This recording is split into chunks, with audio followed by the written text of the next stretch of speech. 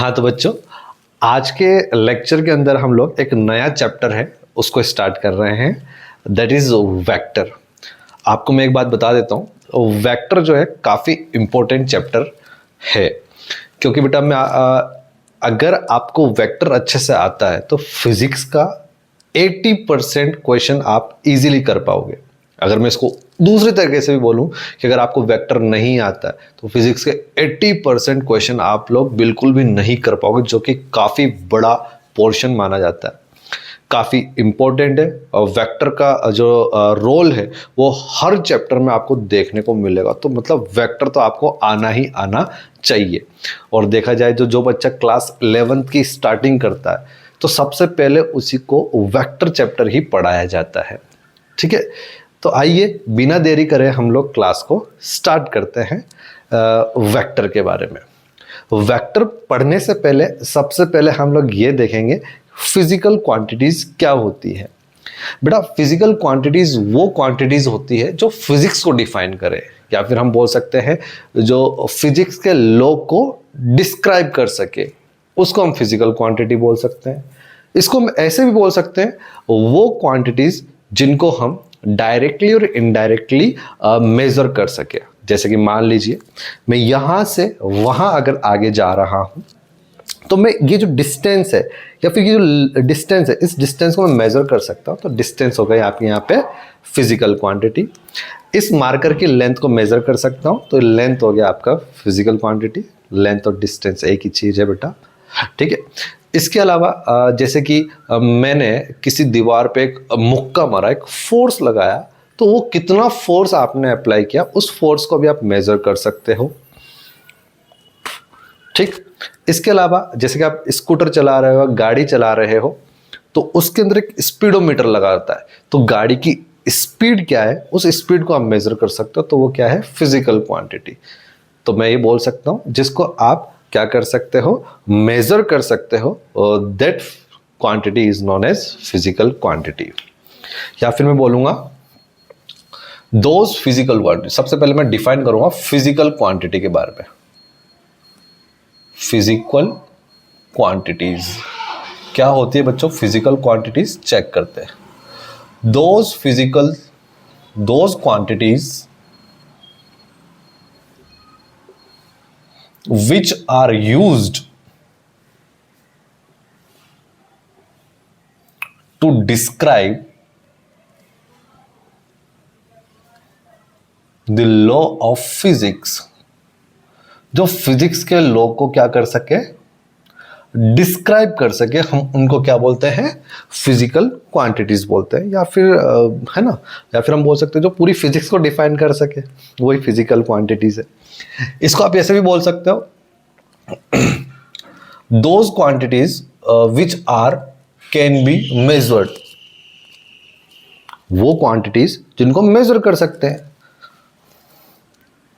Which can be measured, जिनको measured किया जा सके, वो सब कौन सी क्वांटिटी, वो क्या होती है बेटा, फिजिकल क्वांटिटीज होती है, राइट।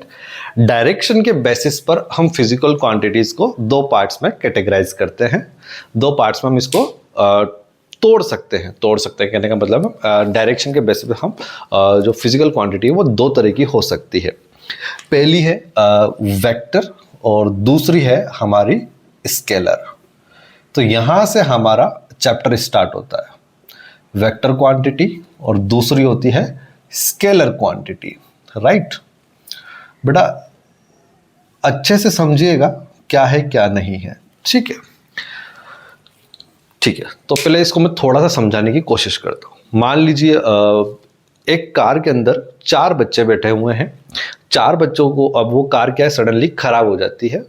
अब उनसे मैंने बोला कि आप एक काम करिए, कार को धक्का लगाइए। अगर उन चारों के पास दिमाग नहीं है, सपोज अपन मान के चल रहे, अज्यूम करके चल रहे कि इन चारों के पास क्या नहीं है, दिमाग नहीं है, तो वो क्या कर रहे हैं, दो बच्चे इधर से उतरे, 2 बच्चे इधर से उतरे। कार है ऐसे, तो 2 बच्चे इधर से फोर्स लगा रहे हैं, 2 बच्चे इधर से फोर्स लगा रहे हैं, क्योंकि उनके पास दिमाग नहीं है, तभी तो वो कार को पीछे से पुश नहीं कर रहे हैं, ठीक है, अगर उनके पास दिमाग होता तो वो गाड़ी को आगे धक्का देने, मतलब धक्का दोगे तो आगे की तरफ ही चलाओगे ना बेटा गाड़ी, तो वो पीछ उधर से पुश कर रहे होते हैं वो, लेकिन वो नहीं कर रहे, उनके पास दिमाग नहीं है, वो इधर से पुश कर रहे हैं 10 न्यूटन से और 10 न्यूटन से 2 इधर से पुश कर रहे हैं, गाड़ी तो कहीं जाएगी नहीं, हिलेगी नहीं। अगर मैं उन बच्चों को ऐसे बोल दूं कि आप चारों के चारों जो 5 5 5 5 टोटल 20 न्यूटन फोर्स लगा रहे हो, 20 न्यूटन का फोर्स आप पीछे से आगे की तरफ लगाओ, पीछे से आगे की तरफ, तो मैंने बोला 20 न्यूटन का फोर्स पीछे से आगे की तरफ, तो ये 20 न्यूटन तो इंपॉर्टेंट है, ये तो हो गया मैग्नीट्यूड, कहां से, पीछे से आगे की तरफ, तो यहां पे आ गए डायरेक्शन। ठीक है, तो डायरेक्शन यहां पे बहुत इंपॉर्टेंट रोल प्ले करती है वेक्टर्स के अंदर।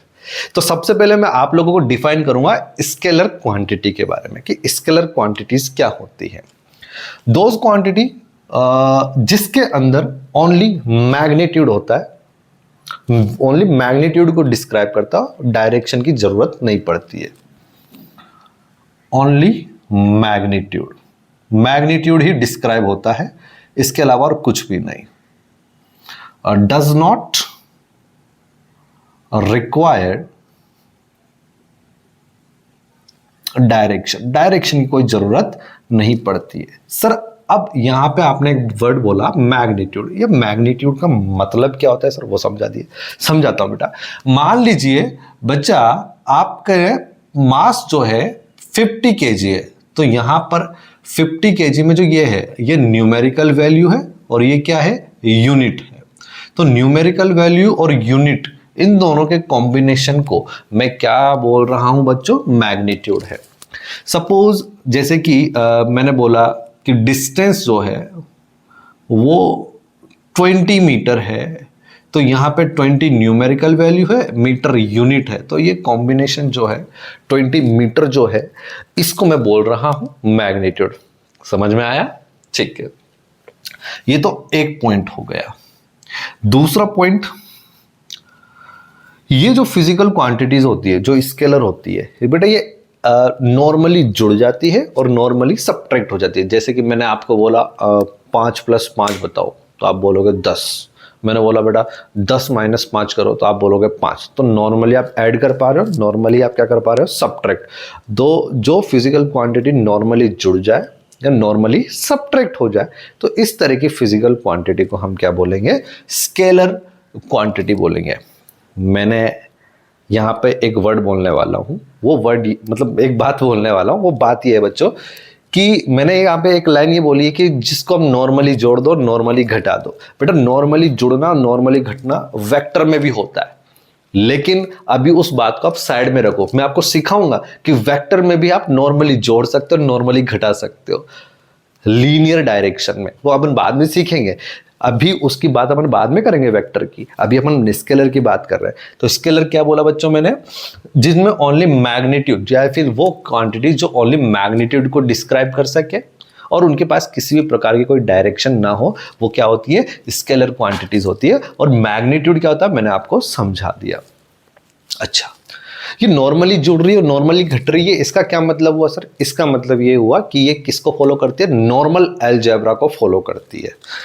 तो मैं लिख सकता हूं यहां पे मेरे बच्चे, it follows the normal algebra. Sir ये नॉर्मल अलजेब्रा क्या होता है? मतलब आप बोल सकते हो इसको स्केलर अलजेब्रा भी बोल सकते हो बेटा। क्या बोल सकते हैं मेरे बच्चे इसको? स्केलर अलजेब्रा को ये फॉलो करती है।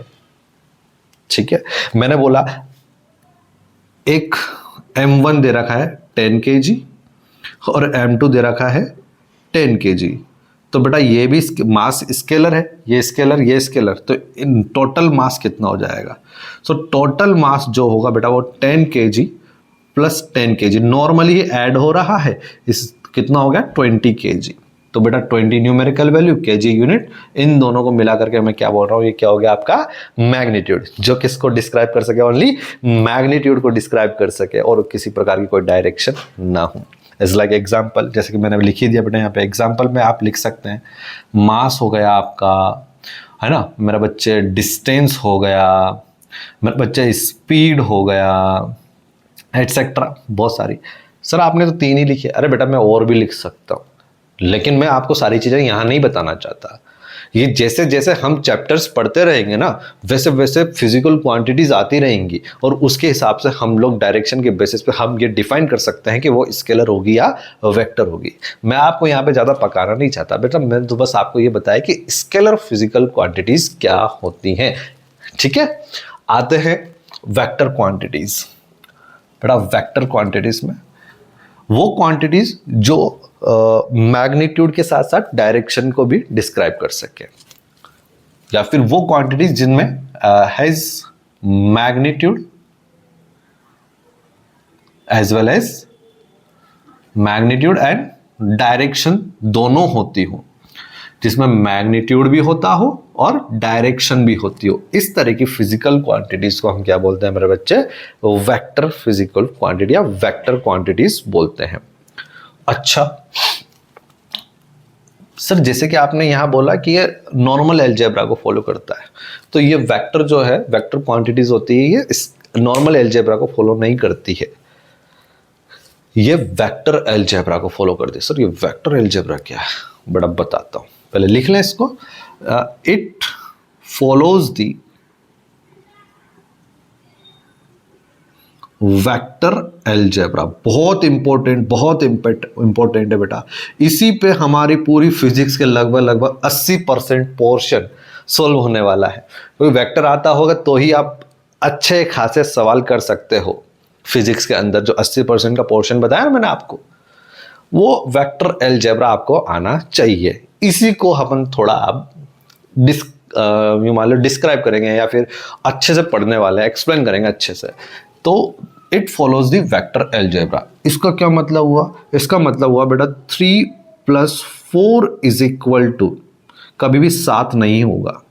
मैंने ऐसा नहीं मैं देखो, मैं मेरे बात का मतलब गलत मतलब मत निकालना, मेरा बात का गलत मतलब मत निकालना। मैं ये बोल रहा हूं 3 + 4 = 7 हो भी सकता है, लेकिन मैक्सिमम टाइम पे 3 + 4 इज नॉट इक्वल टू 7।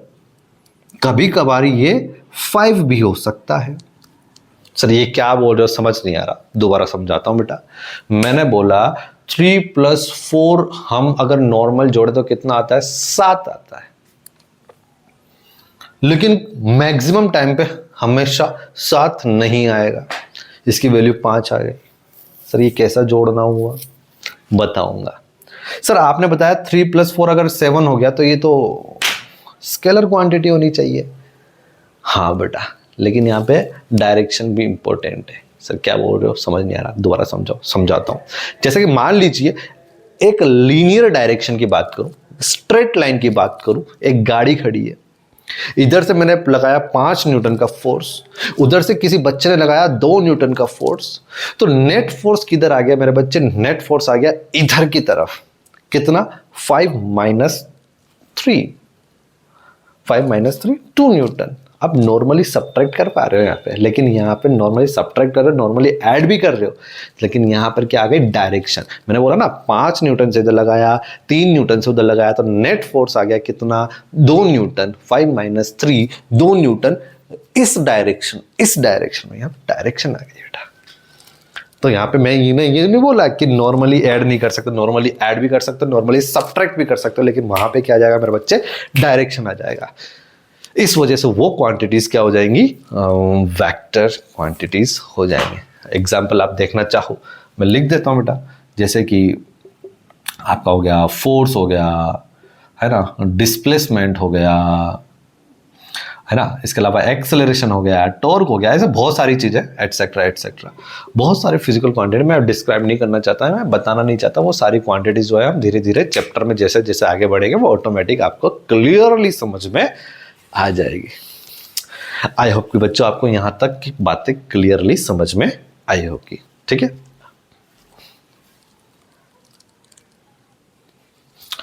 हाँ तो बच्चों अब जो है एक छोटा सा एग्जांपल मैं ले रहा हूं, उसको आप लोग बताइएगा कि वो स्केलर होगा कि वेक्टर होगा। देखिए मान लीजिए ये एक वायर है और ये दूसरा वायर है और ये एक वायर है। इस वायर में से करंट जो आ रहा है I1 that is your 2 ampere. इस वायर में से करंट जो जा रहा है वो जा रहा है 3 एम्पियर। तो बेटा ऑब्वियसली बात है, आप बोलेंगे कि मैंने आपसे पूछा कि इस वायर में कितना करंट जाएगा, तो ऑब्वियसली बात है आप बोलेंगे सर इसमें से जाने वाला करंट, इसमें से वायर में से कितना आ रहा है, 2 आ रहा है, इसमें से 3 आ रहा है, तो इसमें से बाहर जाने वाला जो नेट करंट होगा वो क्या होगा, I1 plus I2 that is your 5 ampere.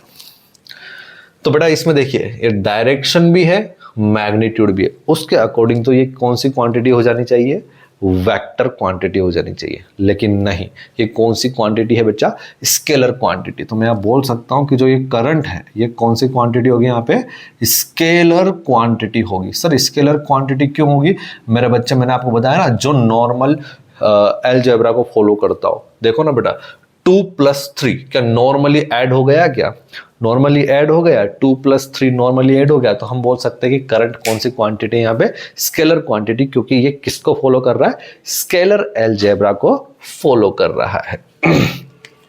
क्योंकि बेटा ये क्या कर रहा है, फॉलो कर रहा है। फॉलो किसको कर रहा है, स्केलर अलजेब्रा को फॉलो कर रहा है। ओके बच्चों, आई थिंक आपको समझ में आ गया होगा। ठीक, आगे बढ़ते हैं। नेक्स्ट है बेटा हमारे पास रिप्रेजेंटेशन ऑफ वेक्टर। रिप्रेजेंटेशन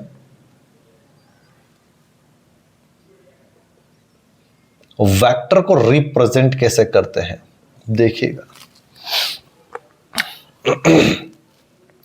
बेटा आपने एक एरो बना दिया, ये क्या बना दिया, एरो। तो वेक्टर को मैं ऐसे रिप्रेजेंट करूंगा, ये, और आपने क्या बना दिया इधर, एरो। तो ये क्या हो गया, लाइन विद एरो को ही मैं वेक्टर, मतलब लाइन विद जो एरो है वो एक तरह का क्या है, वेक्टर को रिप्रेजेंट करने का तरीका है। सर यहां पर जो ये लाइन है, आपने जो ये लाइन बनाई है ये रिप्रेजेंट करती है जो ये लेंथ है, ये लाइन की जो लेंथ है ये होता है मैग्नीट्यूड। ये क्या होता है मेरे बच्चे, मैग्नीट्यूड। और जो ये हेड है, हेड ये रिप्रेजेंट करता है डायरेक्शन को, ये हेड रिप्रेजेंट करता है मेरे बच्चे डायरेक्शन को। जैसे कि मैंने बोल दिया बेटा ये एक एरो है 10 न्यूटन का और एक एरो है 5 न्यूटन का। तो यहां पे 10 न्यूटन, ये लेंथ बड़ा है, मतलब इसका मैग्नीट्यूड बड़ा है, इसलिए मैंने ये लाइन क्या बना दी, बड़ी बना दी। और ये जो 5 न्यूटन है यानी कि ये मैग्नीट्यूड छोटा है, इसलिए मैंने ये लाइन क्या बना दी, छोटी बना दी। ठीक है बच्चों, और ये एरो क्या दिखा रहा है, डायरेक्शन को दिखा रहा है। तो ये वेक्टर को रिप्रेजेंट करने का तरीका है। लेकिन हम लोग इसको जो रिप्रेजेंट करेंगे वो इस तरह से करेंगे।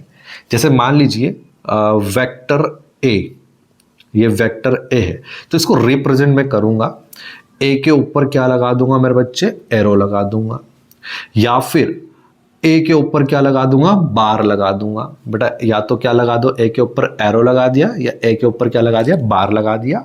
या फिर इसको आप रिप्रेजेंट कर सकते हो, जो ए लिखा है ना आपने ए, उसको बोल्ड लेटर में लिख दीजिए। तो ये भी आपको जो ये बोल्ड लेटर में लिखा है ये भी क्या है बेटा, ए वेक्टर। मान लीजिए मेरे को रिप्रेजेंट करना है वेक्टर बी, तो इसको रिप्रेजेंट करूंगा बी, तो ऐसा, इसके ऊपर क्या लगा दिया, एरो, या फिर क्या लिख सकता हूं, बी के ऊपर मैंने ऐसे बार लगा दिया, लाइन ड्रॉ कर दी, या फिर बेटा मैं इसको लिख सकता हूं बी ऐसे बोल्ड में। कैसे बने बच्चे, बोल्ड में, बोल्ड लेटर में। तो ये क्या पढ़ूंगा इसको मैं, बी वेक्टर, इसको क्या पढ़ूंगा, ए वेक्टर। इसके आगे एक छोटा सा पॉइंट आता है कि कभी ऐसा आ जाए कि magnitude of a vector, vector A का मैग्नीट्यूड। बेटा वेक्टर लिख रहा है तो इसमें ऑब्वियसली बात है मैग्नीट्यूड भी होगा, साथ के साथ डायरेक्शन भी होगी। वेक्टर ए लिखना है ना, तो पहले यहां पर क्या दिख रहा है, आप देखो यहां पे लिखा हुआ है मैग्नीट्यूड। ये मैग्नीट्यूड का क्या मतलब हुआ, मैग्नीट्यूड का क्या मतलब हुआ बेटा, मैंने आपको बताया मैग्नीट्यूड में क्या होता है, न्यूमेरिकल वैल्यू और यूनिट होती है। ठीक है, मैग्नीट्यूड में क्या होती है, न्यूमेरिकल वैल्यू और यूनिट होती है। अगर किसी वेक्टर का मैग्नीट्यूड ले रहे हो तो उसमें से डायरेक्शन हट गई, तो इसको जैसे मान लीजिए ये ए वेक्टर है, इसका मुझे क्या लेना है, मैग्नीट्यूड। तो बेटा यहाँ पे आप दोनों साइड क्या लगा देंगे, मॉड। या तो इसको ऐसे रिप्रेजेंट करेंगे, या फिर मैंने बोला ना मैग्नीट्यूड में ओनली क्या होता है, न्यूमेरिकल वैल्यू और यूनिट होती है, डायरेक्शन नहीं होती। तो डायरेक्शन को हम किससे रिप्रेजेंट करते थे, ए के ऊपर ऐसे एरो लगा के। तो बेटा आप एक काम करो, यहाँ पे ए के ऊपर से एरो हटा दो। जैसे आपने एरो हटा दिया तो ये बन गया only magnitude of a vector. इसका मतलब है इसमें न्यूमेरिकल वैल्यू और यूनिट होगा, डायरेक्शन नहीं होगी। मैंने बोला बेटा magnitude of B vector, magnitude of B vector. तो मैग्नीट्यूड ऑफ बी वेक्टर को कैसे लिखेंगे, मैग्नीट्यूड ऑफ बी वेक्टर को लिखेंगे बेटा ऐसे, बी के ऊपर ये तो हो गया वेक्टर बी, और इसका मैग्नीट्यूड लगाना है तो या तो मॉड लगा दो, ऐसे रिप्रेजेंट कर दो, या फिर बेटा उस पे से एरो हटा दो। तो ये हो गया आपका मैग्नीट्यूड ऑफ बी वेक्टर। तो आई थिंक मेरे को आपको समझ में आ गया होगा कि मैंने जो बताया रिप्रेजेंटेशन ऑफ वेक्टर को, कि एक लाइन और उसके साथ क्या लगा दो, एरो। लाइन जो है उस लाइन की जो लेंथ है वो मैग्नीट्यूड को रिप्रेजेंट करेगा, एरो जो है वो जो उसको हम हेड बोलेंगे वो डायरेक्शन को रिप्रेजेंट करेगा। ठीक, हम लोग जो फिजिक्स में मतलब फिजिक्स में कहने का मतलब हम लोग जो अब आगे चैप्टर्स पढ़ेंगे वो हम उनको इस तरह से रिप्रेजेंट करेंगे बेटा, इस तरह से रिप्रेजेंट करेंगे। आई थिंक आपको बेटा ये सारी बातें क्लियरली समझ में आ गई हों। तो बच्चों अभी जो मैंने बात बताई वो तो आपको क्लियरली समझ में आ गई होगी। अब मैं जो बात कर रहा हूं वो ये है वेक्टर की कुछ प्रॉपर्टीज के बारे में। जो वेक्टर की जो पहली प्रॉपर्टी मैं लिखना चाहता हूं वो ये है कि वेक्टर को आप किसी भी प्लेन के अंदर, जैसे मान लीजिए बोर्ड हमारा कौन सा प्लेन है, एक्स वाई, या एक्स वाई प्लेन के अंदर आप उसको पैरेलली शिफ्ट कर सकते हो। तो फर्स्ट है वेक्टर को आप क्या कर सकते हो, शिफ्ट कर सकते हो। कैसे शिफ्ट कर सकते हो बेटा, पैरेलली। सर इसका क्या मतलब हुआ, बताता हूं। जैसे मान लीजिए ये आपका कोई एक वेक्टर है, ये ए वेक्टर है, राइट। इसको आपने उठाया, इसकी बिना डायरेक्शन चेंज करे आप इसको इस एक्स वाई प्लेन या बोर्ड के प्लेन में ऐसे उठा के यहां ले आओ। तो जैसे आप इसको उठा के यहां ले आओ, इसकी लेंथ को बिना चेंज किए और इसके डायरेक्शन को बिना चेंज किए इसको चुपचाप से उठा के इधर लेके आ जाओ, तो ये भी क्या होगा आपका ए वेक्टर। इसको उठा के आप इधर ले आओ तो ये भी क्या होगा मेरे बच्चे, ए वेक्टर। तो कहने का मतलब किसी प्लेन में अगर कोई एक वेक्टर पड़ा हुआ है तो उसको पैरेलली ही उस प्लेन के अंदर आप शिफ्ट कर सकते हो without change in direction and length. अगर बिना डायरेक्शन के चेंज किए और बिना लेंथ को चेंज किए, लेंथ मतलब मैग्नीट्यूड को चेंज किए बिना आपने उसको उसी प्लेन के अंदर पैरेलली शिफ्ट कर दिया, तो दैट वेक्टर मतलब वो वेक्टर कभी भी चेंज नहीं होगा। वो वेक्टर ए वेक्टर था तो वो ए वेक्टर ही रहेगा। आप यहां से यहां शिफ्ट करो, यहां शिफ्ट करो, वहां शिफ्ट करो, ऐसे शिफ्ट करो, लेकिन ऐसे ही होना चाहिए। उसकी ये वाली जो लेंथ है, ये लेंथ और इसकी जो ये डायरेक्शन है वो चेंज नहीं होनी चाहिए जब आप शिफ्ट कर रहे हो। तो हम बोल सकते हैं कि जैसे आपने वेक्टर को अगर आप पैरेलली शिफ्ट कर रहे हो तो जो वेक्टर होगा बेटा वो वेक्टर चेंज नहीं होगा, नॉट चेंज। तो वेक्टर किसी भी प्रकार से चेंज नहीं होगा अगर आप उसको पैरेलली शिफ्ट कर रहे हो तो। ठीक बच्चों, प्रॉपर्टी नंबर 2। प्रॉपर्टी नंबर 2 ये है कि वेक्टर को आप रोटेट कर दो। जैसे कि मान लीजिए सपोज ये आपका एक ए वेक्टर है, आपने इसको रोटेट कर दिया, यूं रोटेट कर दिया। तो यहां पहले आपका वेक्टर ऐसे था तो आपने रोटेट करके कितने एंगल पे, थीटा एंगल पे आपने उसको रोटेट कर दिया। तो बेटा मैं कह रहा हूं यहां पे लेंथ तो चेंज नहीं हो रही है। लेंथ मतलब इसका ए वेक्टर का मैग्नीट्यूड जितना था उतना का उतना ही है, लेकिन मेरे बच्चे जो ये एरो है ना, ये एरो यहां से यहां आ गया तो ये अब ये ए वेक्टर नहीं होगा,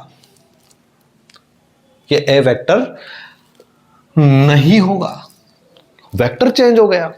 तो अगर कभी भी देखो मैं आपको बताऊं, वेक्टर जो है वो कब कब चेंज होगा, वो तब ही चेंज हो सकता है जब आपका वेक्टर में क्या दो बातें छुपी होती है बेटा। पहली बात होती है मैग्नीट्यूड और दूसरी बात होती है मेरे बच्चे क्या, डायरेक्शन। अगर दोनों में से अगर मैग्नीट्यूड चेंज हो गया मतलब उसकी लेंथ चेंज हो गई तो भी हम बोलेंगे कि वेक्टर चेंज हो गया। अगर डायरेक्शन चेंज हो गई तो भी मैग्नीट्यूड कांस्टेंट रहा और डायरेक्शन चेंज हो गई, जैसे कि इसमें केस में बताया, तो भी हम बोलेंगे क्या कि वेक्टर चेंज हो गया। अगर दोनों ही चीज चेंज हो गई, दोनों ही मैग्नीट्यूड और डायरेक्शन चेंज हो गया तो हम बोलेंगे बेटा तब भी पूरा वेक्टर चेंज होगा। अगर ये कांस्टेंट और डायरेक्शन को चेंज कर दिया तो हम बोलेंगे क्या कि वेक्टर जो है वो क्या हो जाएगा, चेंज हो जाएगा। अगर डायरेक्शन कांस्टेंट और मैग्नीट्यूड चेंज कर दिया तो भी हम बोलेंगे क्या कि आपका वेक्टर चेंज हो गया। अगर मैग्नीट्यूड और डायरेक्शन दोनों चेंज कर दिया तो हम बोलेंगे तब भी आपका वेक्टर चेंज हो गया, हो जाएगा। तो सेकंड प्रॉपर्टी को मैं ऐसे बोलना चाहता हूं कि आप वेक्टर को क्या कर सकते हैं बेटा, अगर रोटेट कर रहे हो, क्या कर रहे हो, वेक्टर को रोटेट कर रहे हो other than multiple of 2 pi, integer multiple of, है ना बेटा, इंटीजर मल्टीपल ऑफ 2 पाई। 2 पाई मतलब 360 डिग्री कि मतलब आप ये मान लीजिए सपोज ये ए वेक्टर है, मतलब वेक्टर को आप कैसे कर रहे हो 360 डिग्री और उसके मल्टीपल, इंटीजर मल्टीपल के अलावा अगर आप रोटेट कर रहे हो तो वेक्टर क्या हो जाएगा मेरे बच्चे, यहाँ पे चेंज हो जाएगा। वेक्टर क्या हो जाएगा, यहाँ पे चेंज हो जाएगा। क्या मतलब हुआ सर इसका, बताता हूं बच्चे सुन। ये सपोज ये ए वेक्टर है, आपने इसको ऐसे उठाया और थीटा एंगल पे घुमा दिया, जैसे घुमाया तो ये अब ये ए वेक्टर नहीं रहा, ये बी वेक्टर हो गया क्योंकि इसका मैग्नीट्यूड तो सेम है बट इसकी डायरेक्शन चेंज हो गई। लेकिन आप इसको घुमाए गए घुमाए गए घुमाते गए घुमाते गए घुमाते गए घुमाते गए घुमाते गए घुमाते घुमाते घुमाते घुमाते वापस वहीं पर लेकर के आ गए तो वेक्टर थोड़ी ना चेंज हुआ। घुमा करके वापस आप उसी वेक्टर को घुमाते घुमाते घुमाते वहीं ले आए तो ये तो वही हो गया, लेंथ भी वही हो गई, डायरेक्शन भी वही हो गई, तो वेक्टर चेंज नहीं होगा। लेकिन अगर आपने 360 इंटू 2 करोगे तो 720 हो जाएगा बेटा।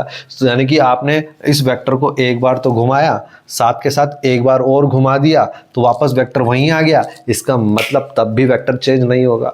तो वेक्टर कब चेंज होगा, वेक्टर चेंज कब होगा, जब आप उसको रोटेट कर रहे हो other than integer multiple of 2 पाई या फिर 360 डिग्री, तो आपका वेक्टर मेरे बच्चे यहां क्या हो जाएगा, चेंज हो जाएगा यार, है ना यार, समझ में आ रहा होगा बेटा यार आपको, है ना। अब नेक्स्ट जो टॉपिक है उसकी तरफ बढ़ते हैं बेटा, वो है एंगल बिटवीन 2 वेक्टर्स। 2 वेक्टर्स के बीच का जो एंगल है वो कैसे निकाला जाता है, कैसे किया जाता है वो देखते हैं हम लोग बच्चों। ठीक, देखा, एंगल बिटवीन 2 वेक्टर्स, 2 वेक्टर्स के बीच का एंगल। तो बेटा जब भी 2 वेक्टर्स के बीच का एंगल आपको कैलकुलेट करना है तो क्या करो, उन दोनों वेक्टर्स जो है, उन दोनों वेक्टर्स को जो टेल है उनको ज्वाइन कर दो। दोनों वेक्टर्स की टेल को क्या कर दो, ज्वाइन कर दो। और ज्वाइन कैसे करो, अगर कोई ऐसे रैंडम डायरेक्शन में अगर वेक्टर्स है तो उनकी किसी एक वेक्टर को पैरेलली शिफ्ट करके उसकी पहले वाले वेक्टर की जो टेल है दूसरे वाले वेक्टर की टेल से ज्वाइन कर दो, तो उनके बीच में जो एंगल होगा वो एंगल 2 वेक्टर्स के बीच में होगा। जैसे कि बताता हूं, मान लीजिए ये एक वेक्टर ए वेक्टर ये रहा और ये बी वेक्टर, अगर इनके बीच का एंगल 45 डिग्री है तो बेटा आप देखें, तो मैंने पूछा कि 2 वेक्टर्स, इन वेक्टर्स के बीच का एंगल कितना होगा, तो बेटा आप देखेंगे इसका हेड और इसका हेड ज्वाइन हो रहा है। तो मैंने ऐसा तो नहीं सिखाया आपको, मैंने क्या सिखाया, 2 वेक्टर्स की टेल जो है ना वो ज्वाइन होनी चाहिए। तो एक काम कर दो ना बेटा, इस वेक्टर को ऐसे उठा के शिफ्ट कर दो, ऐसे, सॉरी, इस वेक्टर को ऐसे उठा के आपने ऐसे शिफ्ट कर दिया तो this is your B vector, और इस वेक्टर को उठा के ऐसे शिफ्ट कर दो, तो आपने इसको ऐसे शिफ्ट कर दिया, ये आपका ए वेक्टर। अगर ये 45 तो इसके जस्ट सामने वाला एंगल भी 45 डिग्री हो गया। आप देख सकते हो बेटा, इस वाले वेक्टर की पूंछ और इस वाले वेक्टर की पूंछ मैंने डॉटेड लाइन जानबूझ के दिखाई है। वेक्टर को कभी भी ऐसे डॉटेड लाइन से नहीं दिखाते, वो जानबूझ के इसलिए दिखाई ताकि आप कंफ्यूज ना हो, क्योंकि मैंने इसको उठा के इधर शिफ्ट किया है, इसको उठा के इधर शिफ्ट किया है। समझ में तो आ रही है ना बातें। तो दो वेक्टर्स के बीच का एंगल यहाँ पे हो गया 45 डिग्री। मान लीजिए एक क्वेश्चन इस तरह से है कि आपका ये आपका एक ए वेक्टर है और मान लीजिए ये, हाँ ये आपका बी वेक्टर है। अब ये वाला एंगल जो है 120 डिग्री है। तो बेटा आप देख सकते हैं ये वेक्टर का हेड है और ये वेक्टर की टेल है। नहीं नहीं नहीं नहीं, एंगल ऐसे नहीं निकाल सकते। एंगल तो सीखा है मैंने, दो वेक्टर की टेल को टेल से जोड़ दो। तो आपने क्या करना है मेरे बच्चे, इसको उठा करके इधर शिफ्ट कर दो। तो अब देखेंगे जैसे आपने इसको शिफ्ट किया तो ये हो गया आपका ए वेक्टर। अब पूरा एंगल 180 डिग्री होता है, तो मेरे बच्चे ये वाला एंगल कितना हो जाएगा, 180 minus 120, 180 degree minus 120 that is your 60 degree. तो हम बोल सकते हैं अब ए वेक्टर और बी वेक्टर के बीच का एंगल कितना है, 60 डिग्री। एक क्वेश्चन ऐसे भी कर सकते हैं, मान लीजिए आपका ये एक ए वेक्टर है और ये क्या है आपका बी वेक्टर है। इनके बीच का एंगल सपोज ये 45 डिग्री, तो क्या करना है, इसको यहां ले जाओ, इसको यहां ले जाओ। नहीं आया बेटा समझ में? चलो एक काम करते हैं, इसको दूसरा चेंज कर देता हूं, इसकी जगह मैं दूसरा चेंज कर देता हूं। सपोज ये आपका ए वेक्टर है और हाँ, और ये है आपका बी वेक्टर। ये एंगल आपको दे रखा है 30 डिग्री। तो अब मैंने पूछा ए और बी के बीच का एंगल बताओ, तो बेटा आप बोलोगे सर ये तो आपने जो सिखाया था ना कि टेल से टेल जुड़नी चाहिए, तो वो एक वेक्टर की ये जो टेल है दूसरे वेक्टर की जो ये टेल है, मतलब इसकी पूंछ और इसकी पूंछ तो ऑलरेडी जुड़ी हुई है, तो इसका मतलब यही 30 डिग्री ही क्या होगा, इन दोनों वेक्टर्स के बीच का एंगल होगा। आई थिंक बेटा आपको ये चीज समझ में आई होगी, दो वेक्टर्स के बीच का एंगल कैसे निकालते हैं। मैं जो वेक्टर के जो लेक्चर्स बनाऊंगा एक टुकड़े टुकड़ों में बनाऊंगा, कम से कम 5 से 6 लेक्चर आपका वेक्टर कंप्लीट होगा। इसमें मैं PYQ जो अपने जेई के PYQs है वो भी कवर करूंगा, तो परेशान होने की जरूरत नहीं है। तो आज के लेक्चर में मेरे को आपको केवल इतना ही सिखाना था, ठीक है। अब जो बात करेंगे अपन वो नेक्स्ट लेक्चर में बात करेंगे। ऐसे छोटे छोटे लेक्चर इसलिए बनाना ताकि मेरे बच्चे आप भी थोड़े परेशान ना हो, आपको भी बोरियत फील ना हो, ठीक है। Thank you.